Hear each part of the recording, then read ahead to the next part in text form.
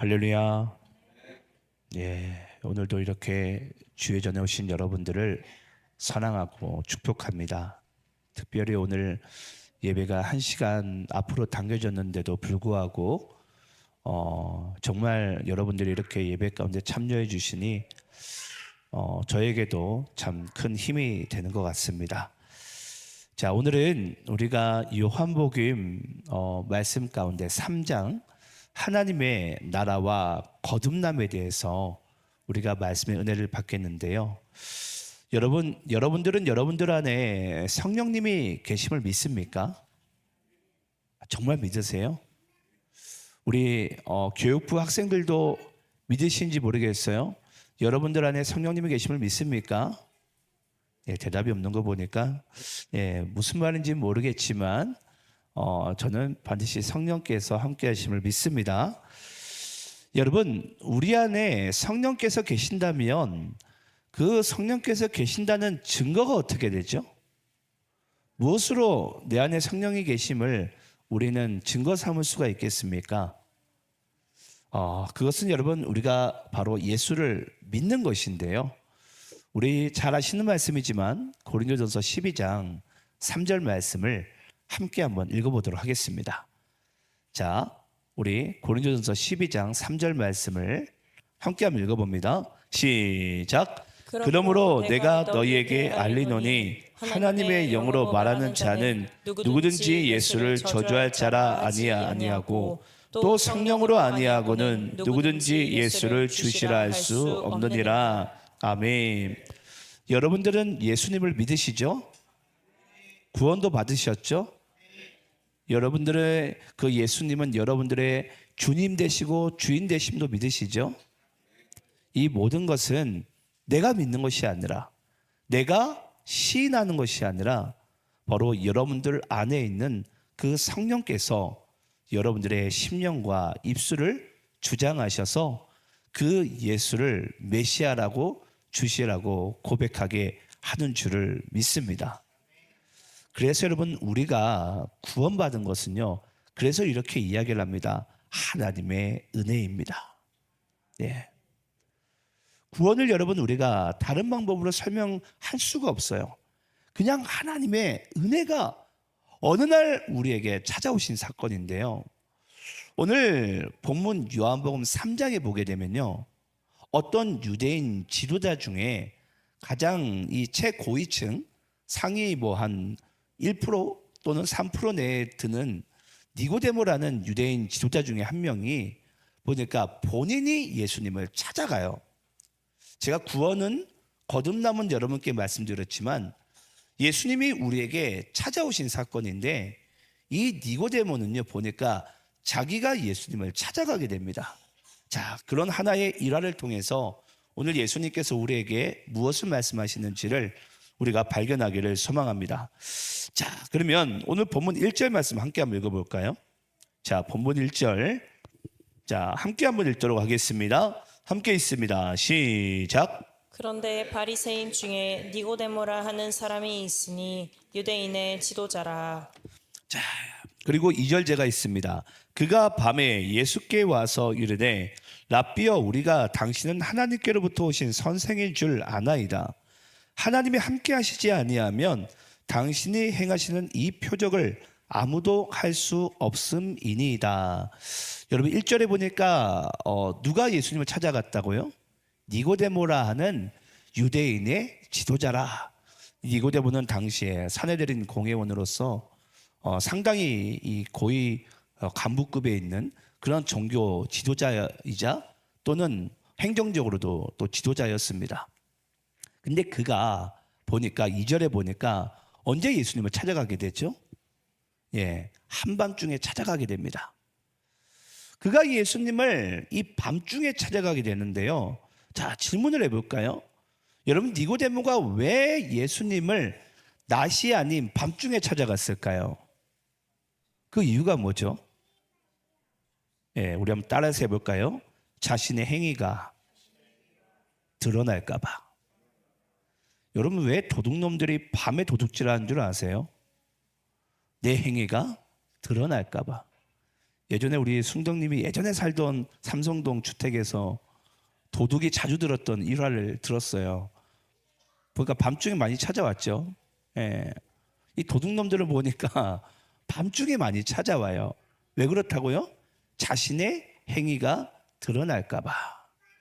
근데 여러분 여기 니고데모도 보니까 종교 지도자이긴 하나 그는 유대교 가운데 종교 지도자입니다. 근데 그가 예수를 찾아가는 데 있어서는 쉽게 이야기하자면은 도둑질하는 행위와 똑같은 느낌인 거예요. 내가 유대교의 지도자인데 내가 어떻게 저 예수를 내가 한마디로 믿고 따를 수 있을까 하는 반신반의하는 마음 가운데 또는 그를 내가 한번 제대로 눌러봐야 되겠다. 그런 여러 가지 복잡한 마음이지만 어찌됐건 중요한 것은 그렇게 떳떳하지 못합니다. 근데 여러분 우리가 이걸 통해서 이 한 가지도 점검해 봐야 돼요. 그게 뭐냐면요. 여러분 우리가 보통 신앙생활 하면서도 이렇게 밤중에 신앙생활을 하는 것처럼 살아가시는 우리 성도분들이 많을까요? 적을까요? 많습니다. 직장에서 내가 그리스도인인 것을 밝히려고 하질 않아요. 내가 아는 사람과 지인들에게 주변 사람들에게 내가 교회 집사다 권사다 또는 내가 장로라는 것을 내가 목사라는 것을 이야기하고 싶지 않아요. 왜 그런 줄 아십니까 여러분? 왜 그런 사람들이 그렇게 밤중에 신앙생활을 하는 것처럼 아무도 몰래 신앙생활을 하는 것처럼 그렇게 살아가는 줄 아세요? 우리 한번 요한복음 3장 20절 말씀 읽어볼까요? 요한복음 3장 20절 우리 함께 한번 읽어보겠습니다. 자 시작. 악을 행하는 자마다 빛을 미워하여 빛으로 오지 아니하나니 이는 그 행위가 드러날까 함이요. 여러분 우리가 예수님을 참 빛, 큰 빛이라고도 이야기도 합니다. 근데 그 예수님은 이 땅 가운데 큰 빛, 참 빛으로 이 땅 가운데 오셨는데 그리스도 안에 예수 믿고 살아가는 인생은요 우리가 반드시 우리가 빛 가운데로 나아갑니다. 그럼 빛 가운데 나가게 되면 우리의 행위가 반드시 뭐하게 되죠? 드러나게 되어져 있어요. 그런데 우리가 신앙생활을요 내가 집사라는 것을 내가 성도라는 것을 보통 삶 가운데 학교에서나 직장에서나 어디서나 감추려고 하는 사람들이 있잖아요. 그 대부분의 사람들의 마음의 중심에는요 어떤 마음이 있냐면 악을 행하는 자마다 빛을 미워하나니 아마 이런 또 선량한 아마 양심을 변명으로 이제 내놓을 거예요. 아니 목사님 내가 혹시라도 악을 행하게 되면 나쁜 행동을 하게 되면 혹시라도 교회나 예수님에게 폐를 끼칠까 봐 나는 그래서 숨기면서 내가 신앙생활을 합니다라고 생각하시는 분들이 계세요. 여러분 그렇기 때문에 교회가 더 욕먹는 것입니다. 저는 그렇게 이야기를 하고 싶어요. 여러분 정말 예수를 믿는다면요 여러분들이 빛 가운데 행하시기를 축원합니다. 도리어 그렇게 행동하니까 뭐하죠? 우리는 보이지 않는 곳에서 안 믿는 사람들과 똑같이 행동하며 살아가니까 우리가 진짜 거듭난 자인지 예수 믿는 자의 인생인지를 나 스스로가 구분되지 않고 분별되지가 않는 거예요. 그래서 아마 보이지 않는 곳에서 수많은 죄 가운데 빠져 살아가는 사람들이 많을 거예요. 안 보일 것 같죠? 여러분 하나님이 그걸 모르십니까? 하나님께 그것이 여러분 가려질 수가 있습니까? 반드시 드러납니다. 시간이 지나면 또 언젠가 또 드러나게 되어져 있어요. 감추어진 것이. 근데 우리가 어둠을 사랑하다 보니까 내가 빛 가운데 나가기를 꺼려하고 내가 성도임에도 빛의 자녀임에도 불구하고 내가 빛의 자녀인 것을 성도인 것을 내가 드러내질 못하는 거예요. 여러분 정말 우리가 빛의 자녀로 혹여 여러분들에게 부족한 모습과 연약한 모습이 있을지라도 여러분 있는 모습 그대로를 드러내시기를 축원합니다. 그래야지 우리가 하나님 안에서 점점 성화되어져 가면서 우리의 모난 부분을 깎여져 나가고 또 그 성화의 과정 가운데 하나님께서 우리가 빛된 자녀로서 이 땅 가운데 살게 하실 줄을 믿습니다. 그런데 언젠가부터 교회가요 드러내기를 싫어해요. 그렇다고 여러분들의 선한 행위를 다 드러내면서 이렇게 떠벌리라는 게 아니에요. 정말 여러분들이 빛의 자녀라면 빛의 자녀답게 살아가는 것이 하나님의 은혜인 줄을 믿습니다. 자, 그러면서 3절 말씀을 한번 여러분들이 읽어볼게요. 자, 함께 있습니다. 시작. 예수께서 대답하여 이르시되 진실로 진실로 내게 이르노니 사람이 거듭나지 아니하면 하나님의 나라를 볼 수 없느니라. 자, 여러분, 예수님께서 지금 니고데모에게 묻습니다. 너 내가 이야기할게. 이건 좀 여러분 3절 말씀을 이렇게 이야기하시면 돼요. 약간의 경고의 이야기입니다. 경고의 이야기 가운데 이렇게 이야기를 합니다. 사람이 거듭나지 아니하면 하나님의 나라에 들어갈 수가 없다. 여러분, 이건 우리가 좀 이렇게 이야기를 하시면 돼요. 이건 예수님께서 오늘날 우리 교우들에게도 주시는 메시지이기도 합니다. 우리가 보통 입으로는 그런 얘기를 하잖아요. 내가 예수 믿습니다. 예. 근데 여러분, 그것이 나의 생각인지 나의 주관인지, 또는 정말 우리가 아까 읽었던 고린도전서 12장 3절 말씀처럼 내 안에 계신 성령께서 내가 그 예수님을 구주라고 고백하게 하는지를 우리가 주님 안에서 반드시 점검할 수 있어야 됩니다. 그러려고 주님께서 우리에게 말씀하는 거예요. 사람이 거듭나지 아니하면 하나님의 나라를 볼 수 없다고. 제가 여러분들께 이런 질문을 좀 드리고 싶어요. 여러분, 하나님의 나라는 혹시 어떻게 생겼는지, 또는 어디에 있는지 혹시 아십니까? 하나님의 나라가 어디에 있죠? 하늘에 어딘가 있겠죠? 그렇죠? 예. 보통 우리가 그런 얘기 많이 하잖아요. 하나님의 나라가 어디에 있을까? 예. 뭐 하늘 어딘가 뭐 있겠죠. 그렇게 우리가 생각을 많이 해요. 근데 여러분, 우리가 조금 있다 이제 찬송가 한 장을 부를 거예요. 여러분, 하나님의 나라는요, 주 예수 모신 곳 그 어디가 하나님의 나라입니다. 결국은 여러분, 내가 주님과 동행하는 인생이 바로 뭐라고요? 하나님의 나라예요. 저도 오늘 말씀을 제가 준비하면서 하나님께서 저에게 주시는 강력한 메시지가 그거였어요. 네가 주님과 동행하길 원한다고. 나와 동행하길 원한다고. 여러분들은 여러분들의 인생 가운데 주님과 동행하며 살고 있습니까? 내가 주일에는 때로는 의무감에 마지못해, 내가 때로는 주님의 강권하심에 이 자리에 앉을 때도 있는데, 정말 여러분들이 내가 삶 속에서도 오늘 주님께 예배하는 것처럼 내가 주님과 동행하며 살고 있습니까?